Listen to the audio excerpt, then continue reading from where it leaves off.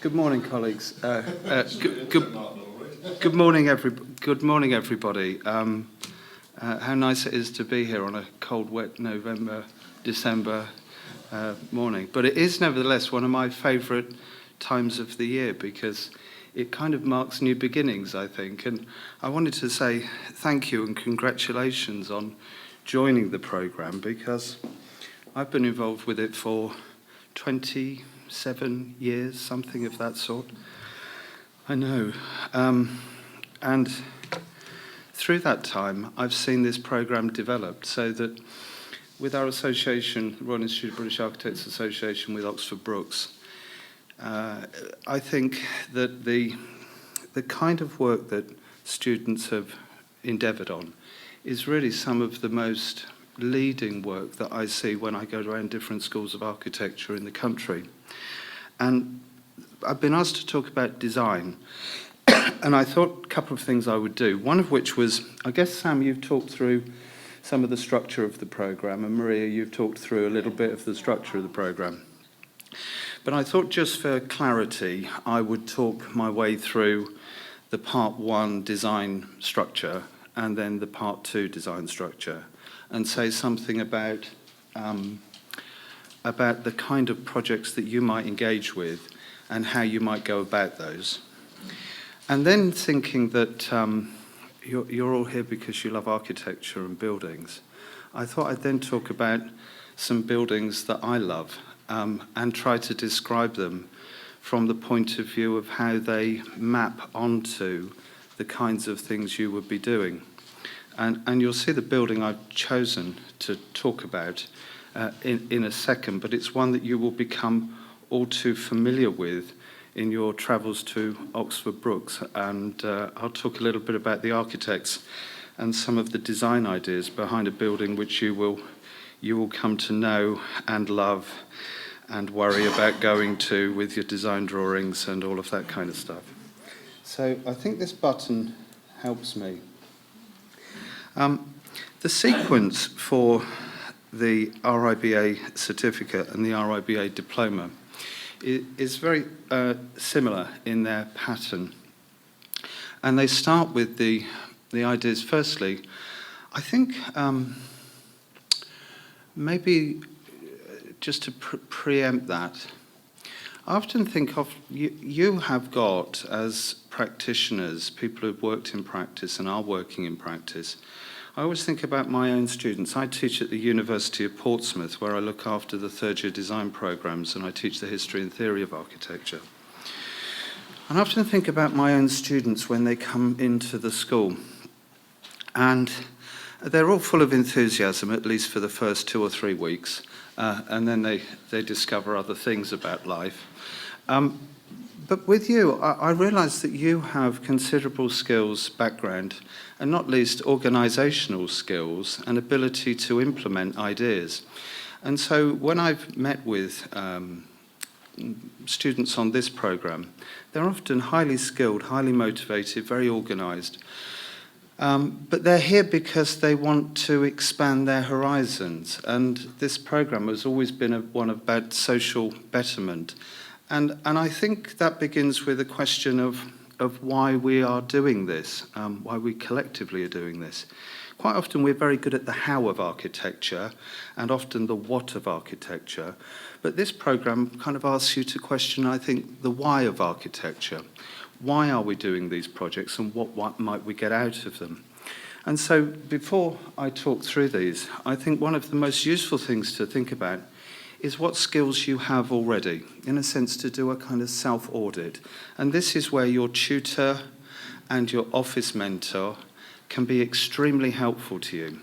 The problem I have is that often when I'm doing something, I convince myself I'm right, and I need a kind of mirror, somebody else to talk to in order to get a kind of accurate perspective on what I'm doing. And I often talk to my students and say, my job as a tutor with you is to act as a mirror. I'm often a kind of slightly distorted mirror that sometimes I reflect you back in funny ways.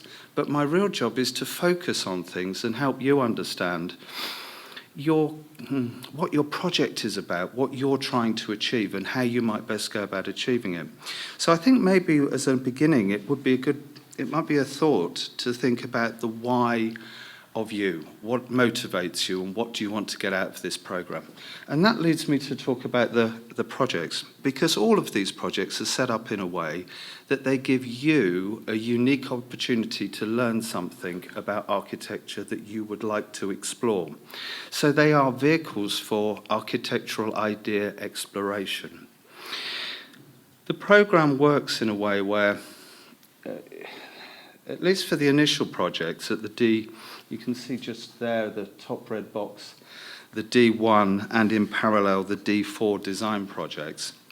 You're asked to undertake a project of your own choosing. And that can be very difficult to work out what kind of project you would like to do. Because sometimes one thinks about one's own office work, and in the guide, syllabus and regulation, which everybody has had access to, everybody's got a current version of that. One thing I'd suggest is to have a read through it, because all of the kind of guidance is in there about what's expected of you and the program and the sequence. But what it says about these personal design projects is that you're asked to find something which you would like to explore. Now, often students choose design projects from competitions, or they choose design projects from hypothetical ideas that they discuss with their tutors.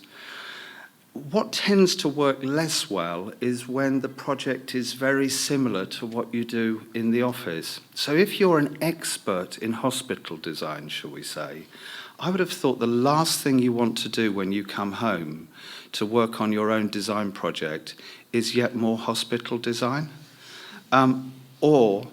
So the choice of projects, I think, is really important. And because this program works both with, the design program works with what you're doing in your office, we, along with choosing that design project and working with your tutor to develop it, we offer a series of workshops to help you see what that project might be and how you might develop it. And that's a really important thing. The thing I couldn't stress enough are the opportunities to meet with other students studying the same program that you're studying, because it helps to benchmark your progress. Again, where you are often geographically dispersed and you are working somewhat in isolation, I think the opportunity to take every opportunity you can to meet other people who are doing similar things to you and see what they're doing, to give you just those moments of inspiration, and to get out and see as much of parallel work that you can, going to other schools of architecture. And today we've arranged for you to see the RIBA President's Medals. And I was interested at the President's Medals to see when the Annie Spink Award was made to Murray Fraser, who was an ex-colleague of my friends over there at Oxford Brookes University.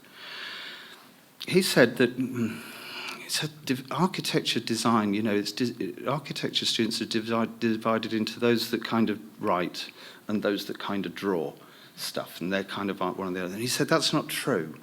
Actually, to be a good architect, you need to be very well informed about the current issues in architecture. So you need to read a lot and go and see a lot. And yesterday I was giving a lecture to some first-year students about Corbusier. And what struck me when I was talking to them was how he went out and saw stuff, and he went and found stuff. So this gives you an opportunity to go and see stuff. And I think how that project develops is quite important. I used to take my children. My daughter was 22. She said, "Dad, why have we never been on holiday?" I said, "What do you mean?" She said, "You've always just taken us on architectural tours." And I had this great shuddering feeling of sympathy, but I realised how true it was. That because I was kind of interested in it, and anyway, she's not an architect, but So these design projects, so in terms of the assessment of these, and I'll say something a little bit about the assessment. Assessment is about looking at what you're doing in practice and your critical reflection of what you do in practice, and that's really important. So it's not, again, it's the why. It's not just to do stuff, but in your the documentary submissions, the reports that you will provide with your D1 or D4 submissions, we're asking you to reflect on what you're doing in practice and what you've got out of your design projects. So that's a little bit about D1. The major design projects, which come at the end of the programme, are allied with a series of project-related reports. And I think when we talk about them as project-related reports, but in a sense you can talk about, I'd prefer to talk about them as research, and I think you will cover each of these project-related reports in some detail. But they are research projects, and it's the research which goes into informing your final design project. And we give you a choice of final design project, which is the bottom red box there, so that you can choose a vehicle, structured vehicle, and those projects really ask you a question. We used to give projects which gave schedules of areas and locations and sites. And we've become, I think, through Oxford Brookes, much more open in the way in which we approach the design projects. So they give you a kind of a question, and I'll say something about those in a minute, what those questions might be. And it asks you to choose your own site, your own location, and to set out how you're going to go about that design project. And then there are a series of submission requirements where you can bring your work along to workshops and present your work again to get that benchmarking feedback about how you're progressing. And finally, to present that work to a panel so that you can explain what a wonderful project you've developed and what a wonderful journey you've been on. And the idea that it's a journey, I think that's really important. I'll conclude with that. But related to this, at that point of submission, are the technical submissions, which are divided into two, and Paola will say something about both of those technical submissions.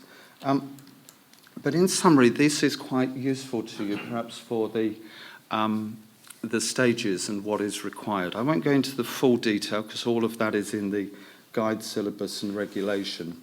But you can see it mentions workshop, it mentions interim reviews with your personal tutor and using those opportunities to review your work. All of the best architectural practices, I think, provide opportunity to review work. They put the work on the wall and they get as many voices to talk about it as they can. Again, for the fear that we may convince ourselves that the solution we've come up with is necessarily the only one, and to see a broader range of inputs. So the interim review process is very useful to you. And then combining that with the final submission and your project-related reports. If I just talk about what those things are. We've set this very broad range, and I think there are about 15 people doing part one here. But we've set this very broad range of subjects which we think deal with some of the pressing architectural issues today, or at least give you an opportunity to address some issues which might relate to you. The nourishment idea is a broad idea, deals with the sense of food poverty and what that might mean both at a local and global scale. The manufacturing workshop is about the idea of craft and how things are made. I went to the Venice Biennale and looked at those beautiful Peter Zumthor models and thought about how buildings don't necessarily have to start with abstract ideas. They can start with individual materials. The art gallery is about some of the criteria, the RIBA, ARB criteria and the graduate attributes, which again are in the guide, syllabus and regulations, which form the overarching framework to all of this programme. But those criteria talk about the integration of the fine arts into design programmes. And the art gallery gives, again, an opportunity for you to think about what is art, how might that be included in architecture, and how could you relate these things. The association of materials follows that principle of material production and those ideas of, I suppose, a kind of phenomenological level of the way in which we engage with material and the crafting and making of building. And the digital office deals with, I suppose, the opposite of that, the idea of the virtual world and how we inhabit a world where things are perhaps less tangible and what the failure of an O2 network yesterday might mean for the future of mankind. So all of those kinds of things, but these are quite broad vehicles, and students interpret these in various ways, and they find their own agenda. And I think setting your own agenda, what you're trying to do, what you're trying to achieve, what you want to get out of this project, is really the key in choosing the right project for you. If I then move to the Diploma programme. Similar structure, the only difference here is that the D4 is in one stage rather than the D1A and B, which is set over 2 stages. But again, the principle is the same, looking to find a personal design project which enables you to explore some architectural ideas which you think are relevant to you based on that audit of skills. And then the design programs, the project-related reports, which relate to the lower section there. Sorry, my box has slightly slipped. Oh well, anyway. Project-related reports. And the project-related reports, as I said, are kind of bits of research, and using those to think. Again, one of the skills which I find most students in this programme have is that they're often extremely good at producing buildings and building them and understanding building regulations, all of the issues of CDM, all of the kind of statutory legislation which goes behind buildings. And that is incredibly important. One of the difficulties we have in schools of architecture is to try to make those things real for students in a school of architecture. Those are some of your great strengths. You are aware, or many of you are aware of those things as the practicalities of working in practice. But of course, they can also be somewhat of an inhibition because you're always thinking, well, I couldn't do that, or planning wouldn't allow me to do that, or building regulations might not accept that. So in a way, I think some of these project-related reports give you a chance to challenge some of those ideas, particularly the professional practice-related report, and also the technology report, to think about alternative or coming technologies which might be useful to you in the future. And the T7, and again this relationship of trying to integrate this, so the key to this is the integration of culture, professional practice, technology into the design project, and the programme is structured in a way to enable you to do that. So again, in the guide syllabus and regulation, you'll find some outlines of what each of those things are and how they're structured. And the current projects, and we do refresh these, but these deal with, the first one is a challenge to Louis Sullivan's dictum of form should ever follow function, and it kind of picks up on the ideas of Schumi and the question about what is that relationship between the form that building takes and the function that it performs. And of course, in a world of parametric rhino at the moment, those questions are all too and ever present.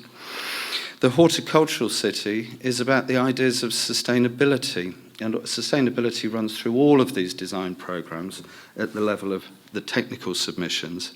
But this gives an explicit view of how to think about how closed-loop systems might engender more self-sustained, more environmentally responsible forms of habitation in the city.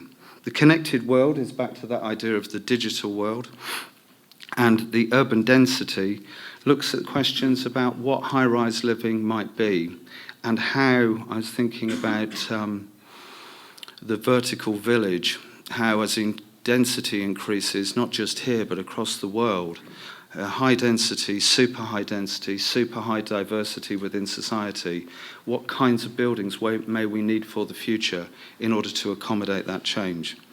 And the refugee landscape is really dealing with aspects of migration under changing global climate issues.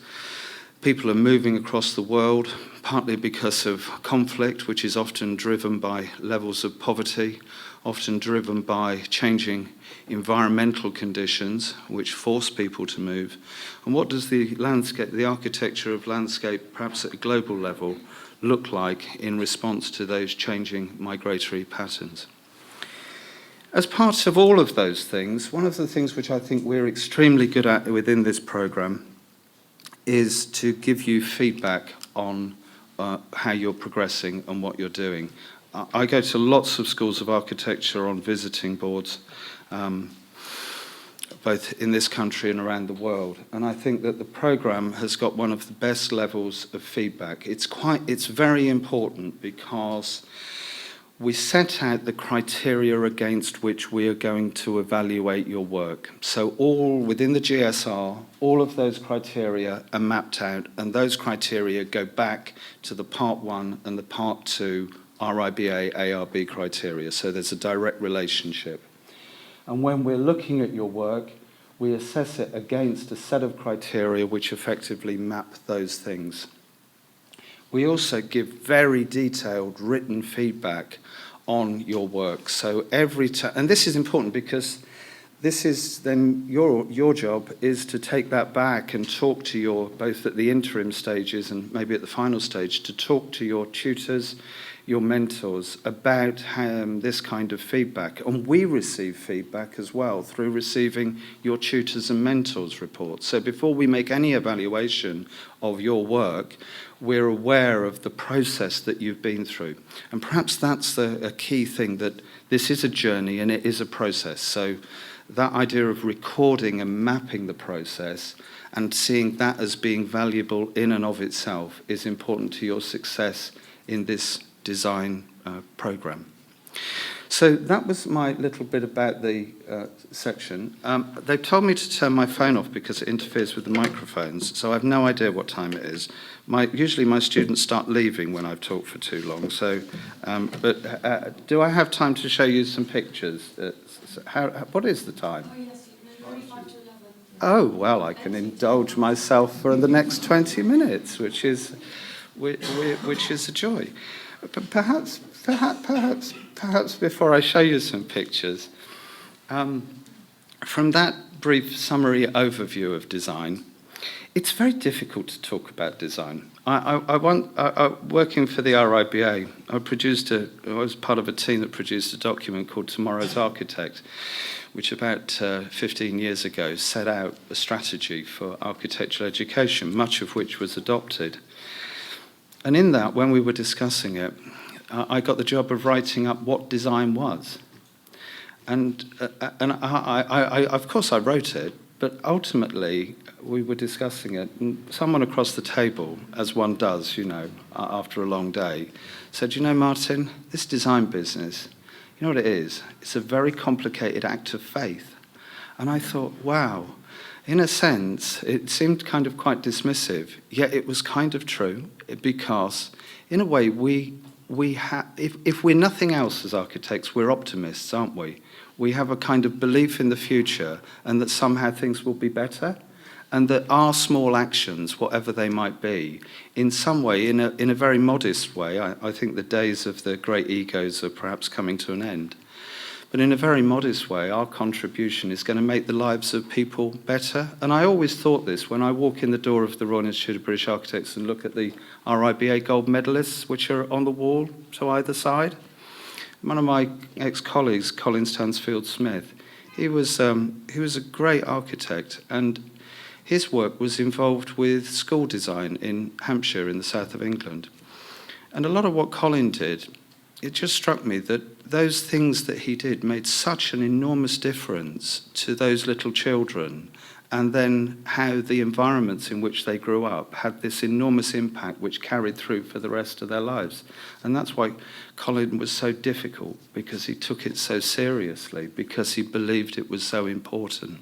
And he had this amazing optimism and faith in the future. Anyway, my optimism is, this is going to be optimistic.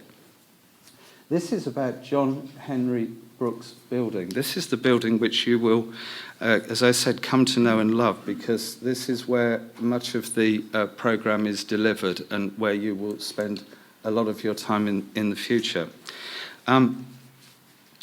I wanted to talk about this building partly because I wondered, previously I've often shown slides which are quite abstract and talk about design in a very kind of abstract way. But I thought this might be tangible, that I could talk about a building in a real way and talk about the way in which these architects designed the building. And I thought it was appropriate because you're going to experience that building. So when you go there, me telling you the stories about this building might help you understand it and maybe inspire you the way in which it's inspired me. There's also a slight subtext to this, which is that I was commissioned to write a book by Design Engine, who were the architects for this building. And so I have recently had time, or been given the opportunity, to think very carefully about this building and their work and the thinking behind the way in which this building was made.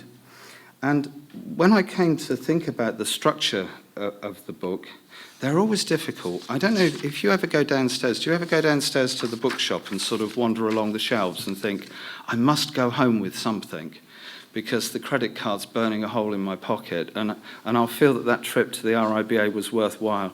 And I usually look along the shelves and I start with Alto, and by the time I've got to Zumthor, the world has become terribly confusing, and I've no idea what I want.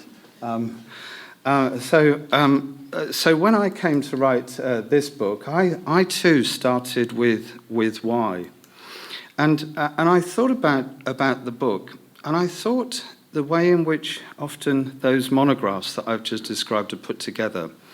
They're kind of like the parade of projects sometimes, where you just get a chronological history of projects. We did this, we did that, we did that, we did that. In a way, that's what our practice websites do. And I thought maybe I could hijack this project and I could use it to say some things about architecture and to talk about these buildings, but using my own kind of, it was sort of like guerrilla tactics for writing a book. But I sold my story to the architects, and they kind of bought it, which I was astonished by. And I said, what we'll do is we'll use your projects to illustrate my ideas, which was quite a big ask. And well, it was a bit more collaborative than that. But the ideas, I thought, behind all of these buildings, behind the what and the how, were these little stories, and I called the book Building Stories, partly because, you know, I suppose at a kind of very crude level, building story, no, forget that, stories, but it was the stories of the buildings. And I broke it down into a way that I structured it into 9 books. And I used 9 books because Palladio had 4 books, and I've thought Vitruvius, with his 10 books, you know, that was, I probably couldn't aspire to that level, but I would go for 9. Nice universal number as well. 9 nines are 81, and 8 and 1 is 9, and you know, it goes on. Anyway, 9 square plan. Yeah. And so the buildings in this book repeat again and again through the book. And I talk about them from different perspectives. And in a way, I thought this might be useful to you, because with your design work, you're going to talk about your buildings and the stories that they tell. And in a way, it's the narrative. It's not just the what. It's the story that you tell. And it's not just the story of what you did, but it's the story of you that we're interested in. When we sit down in any design examination, the first thing I do is I ask somebody to tell me how you got here. Usually they say, well, I got the number 43 bus and it was raining. I say, no. What I mean is, although I've got your CV and I've read all of the background document, just tell me your story about who you are and why you're doing this and what you're doing in practice and what you want to achieve and where you'd like to go and how you got inspired to be an architect. And so the book begins by saying that stories are many and multiple, and they're the stories mostly of the lives that our buildings touch. But they're also the stories of the many people which we come into contact with every day in practice who actually make this stuff. But they're also, and importantly, the stories of the people who conceived them and the ideas from which they were shaped. And so one of the stories is about the idea of sequence. And I've always thought this is slightly underplayed, really, that sequence, the journey through a building, is so important. And sometimes how we see a building from eye level, often buildings are conceived in plan or computer models flying around somewhere like God, or, high up, closer to God, looking down. But the idea of what a building looks like as you move through it as a series of spaces, and it broke it down into these categories. And of course it draws on people like Gordon Cullen and Townscape and all of that, ways in which an empirical view of the world can afford you an amazing point of interest. Or the English picturesque garden and that little journey around. I went to Stour Head in the autumn. Oh, it's gorgeous. To walk around that beautiful lake and see the leaves changing is just one of the most magical experiences. I tried to tell the students to go there, but I tell them it's like Disneyland, and then they go there and come back quite disappointed. But the idea of that sequence is always the sketch, and I think the sketch and the kind of drawings you make are important. And in this case, that little tiny sketch on the left-hand side was about what you would see as you moved through the space. Now, today we use lots of computer visualization, but what you can draw on the back of a packet of cigarettes in 10 seconds is often can capture the essence of what you're trying to do about movement through. And the reason that these two sit here is because it gives rise to that big thing on the other side. And in the building that you'll experience, one of the ways in which sequence is dealt with is by this, it's like Ariadne's thread that runs through the building. So it's like a ribbon. It's not a ribbon of gold, it's a ribbon of rusty steel. And that thing is meant to take you by the hand from a great plinth on the outside of the building through a high peristyle colonnade. But that story of the ribbon follows you all the way through the building. Sometimes you lose it, sometimes you see it again, but it's always subconsciously this mental reference to how you're moving through the building. And finally, it wraps itself around the refectory and then climbs a chimney as if going up to the sky. And these images, and I think how you show your buildings when you're designing them is so important. That these things are edited, highly edited, so they cut out a lot of background and try to show you what the important idea is. And then equally in the section, this sort of tries to show that spatial sequence, and each fold in the ribbon marks a little point where you stop or something changes. So it's not just doing it arbitrarily. As you move through this building, at each point that you change direction or you see a different view, the ribbon folds itself in a slightly different way. So it's responding to the nature of human experience. Talking about the building from the perspective of surface, I've always wondered about the problems of surface, and this has become kind of apparent, particularly today, that since Corbusier did that famous separation, the domino frame, the column and grid of floor plates, which left the facade hanging on the outside of the building, no longer performing a structural purpose. The problem of what an elevation is, what it represents, has always been with us, and Sullivan, in The Tall Building Artistically Considered, described exactly that problem when he was trying to make high-rise buildings. There was no precedent for what he should do.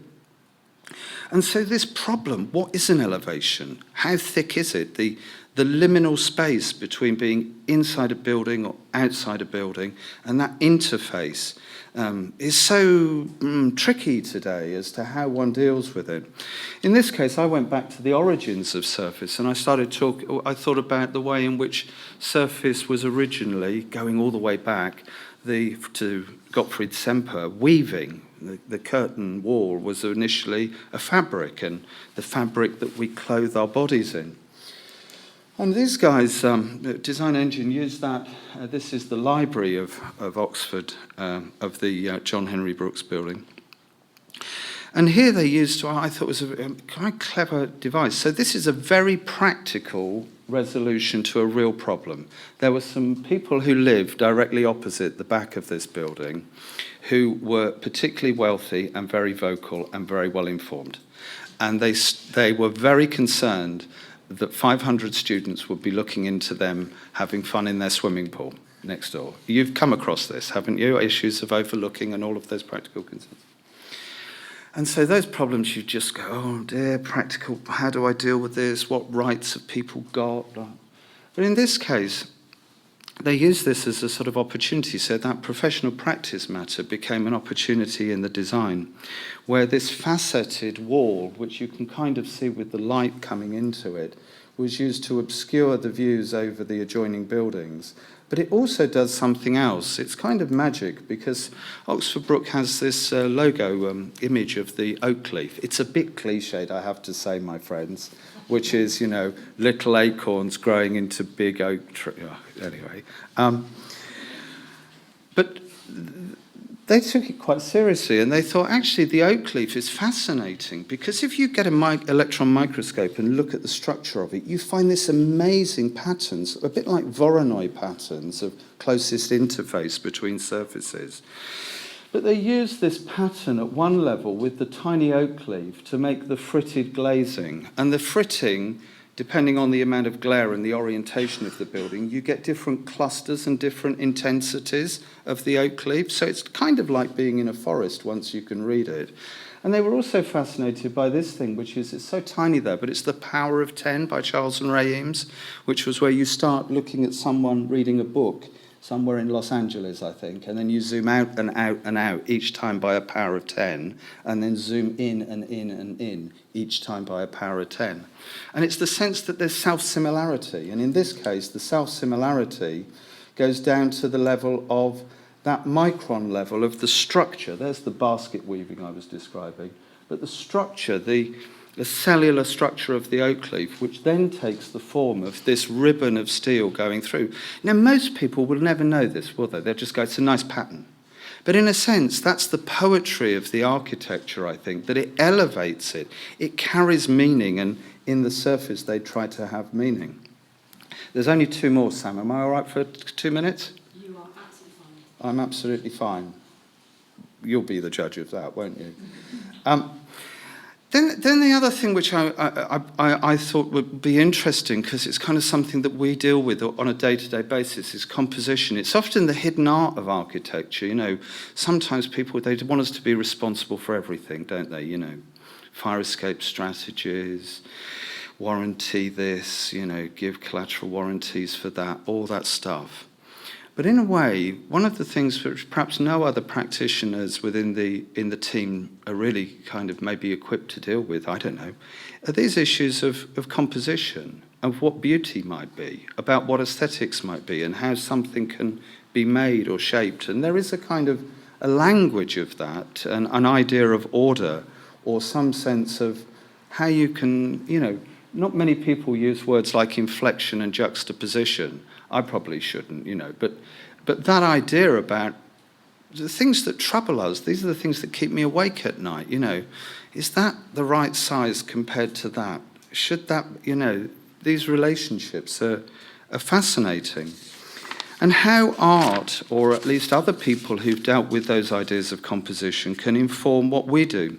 And in this case, it takes the artist Eduardo Chillida, and his interest in puzzles, Chinese puzzles, but in his work, interlocking sculptures. And his fascination was that when you've got a puzzle, why do human beings like puzzles so much? Because they deal with kind of absence.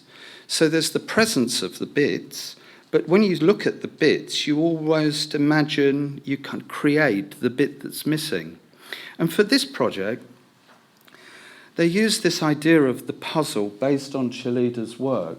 And so the bars which are running into this box, so there's a central box into which they insert pegs. And the pegs are the yellow things and the box is the orange thing. And when they did this is the kind of power of an idea and the power of what design can do. When they made this little model made of amber, you know, the beautiful object like a jewel. And they presented this to the client, you know, amazing that they sold the idea, the story to the client so well that the client just said, it has to be. I know what the story is. This is why these decisions you're making are important. Not just is that decision cost effective, or can we economically engineer this thing? No, these are important ideas. And so they sold the idea. And behind that idea, that then transferred down to the contractor and even to the people on site. So the workmen on site, and I was there when it was being built with the architects, were having conversations like, well, is this one of cheerleaders' boxes, or is it a peg? I was just astonished that that idea was so powerful, that the thought was so brilliant, that it went right the way down to the guys on site, screwing the panels onto the wall to know what they were doing. And so it maybe looks a bit like that, one of those pegs. And when you see it as a piece of composition, this is what I meant by positive and negative space, because that, of course, relates back to the ideas of Colin Rowe and the collage city, the city of objects on the left, Saint-Dié by Corbusier, or the city of Parma, the city of void on the right. And those sort of spatial conceptions and how we compose buildings are kind of powerful ideas. And it gives rise to this. So behind that lecture theatre is a clear story, an explicit narrative, which makes the building the way it is. And the last one I wanted to show you was colour, because this is Abercrombie building, as Sam quite rightly corrected me when I sent her slides. This is Abercrombie, and the other one is John Henry Brooks, but they're next to each other. And the idea of colour, it got a really bad press, didn't it? I don't know if you ever watched Grand Designs or RIBA House of the Year or whatever. God, sometimes if I ever walk around another black and white grey house, I just want to, you'd want to just jump, wouldn't you? But there is that idea within this building that but that's the legacy of the modern movement, isn't it? That the whole idea of eschewing decoration, because it's almost a dirty word. Oh dear, can we use the ideas of colour? In this case, there's of course a story behind the colours, which you will cross these bridges frequently and you will see them. And actually, as pieces of engineering, they're amazing, because they were stress tested to make this single glass beam, which is the structure going across these great atrium spaces. So technically, they're amazingly complex things. But this was all about the idea about how colour can be used to guide you through buildings. There's nothing new in that. But there is something new in this, that they took the poetry of the changing colours of foliage. So Oxford Brookes sits in this amazing verdant landscape. There are beautiful oak trees in the back and surrounding the site, the campus. And they thought to themselves, isn't that fascinating, the way a leaf can change colour over time, that it moves through these amazingly different hues and structures. And so they use that as the narrative for the way in which colour, and you can see it kind of happening there, is introduced through the building. And my favourite part is this yellow section, which is walking up to the refectory, where you walk through this space and the whole thing, one's enveloped in this beautiful autumn glow. It's just gorgeous in some ways. Anyway. So that was the stories. I just told you 4 stories, didn't I? I hope they were interesting. I'll show this last couple of slides because my colleague from the University of Portsmouth, Nikki Crowson, is sitting over there, and I've stolen 2 of your slides here, Nikki. But she didn't know I was going to. So that's plagiarism. Anyway. But one of the things that Nikki did with her first-year students is she put together this lovely set of drawings. And I think what they were showing, Nikki, really, was that to the first-year students, this was a great journey that they were going to set out on. And I like that in Portsmouth, because Portsmouth's a seaport, and it's where you set off on great journeys to do things. But this idea that there is this amazing journey that you're going to go on, and the stories I've told you are the stories of a particular group of architects in a particular building. And with the design programme, what we're interested in is what your story is. And so your story is all important to us, and how you tell that story and it being important, because it's a marvellous journey that you are about to go on. And I think the quality of the story, I'll end with this slide here. which I love this film and book, don't you? The Life of Pi, you know? And it ends with this question about whether they're on the raft with, are they really animals, or was this really the mother, the cook, and so on? And he says this, which story do you prefer? And I think that idea that you are about to create your own story, and my only and parting thought to you is just that last sentence: whatever you do, just make it an amazing story for you. Thank you very much for your attention.